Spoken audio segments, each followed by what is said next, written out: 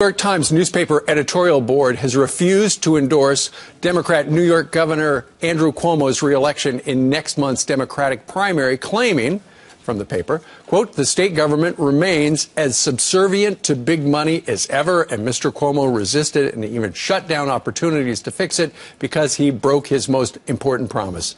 We decided not to make an endorsement.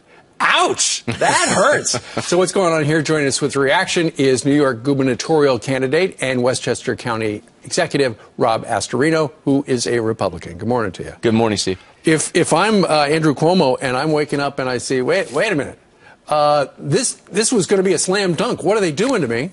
This has got to hurt.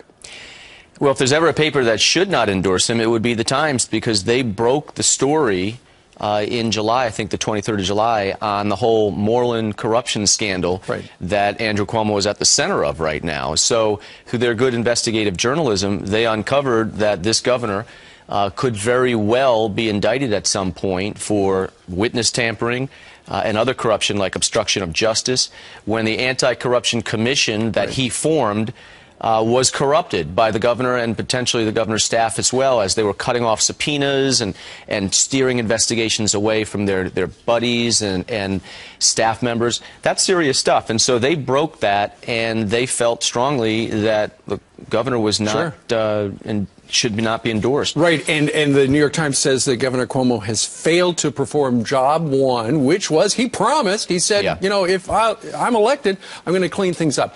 And he did not. And now you got the U.S. attorney breathing down his neck, the very independent U.S. attorney for New York, looking at how dirty this particular administration is. Well, it's serious. And, you know, you've got the governor who is directly under investigation right now.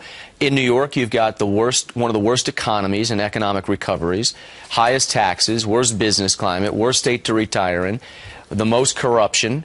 And we've had 400,000 New Yorkers leave in just the last 3.5 years, which is indicative of how bad things are in New York. And they're not turning around because this governor's preoccupied with setting up deals for himself to advance his career and to protect those who are being investigated. Sure.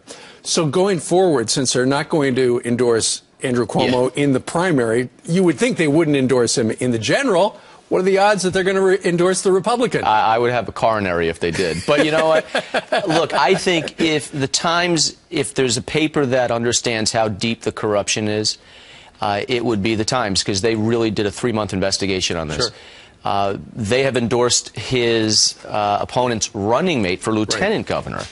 So it's funny because, like a stock market, they've dropped. They went that he is most likely to win the primary. However, he's probable to win the general election, which in their terms is this guy may not win. All right. Let's see what happens. Okay. Thank you, Rob Astorino, thank you very much. By the way, we did reach out to Mr. Cuomo. We still haven't heard back from him.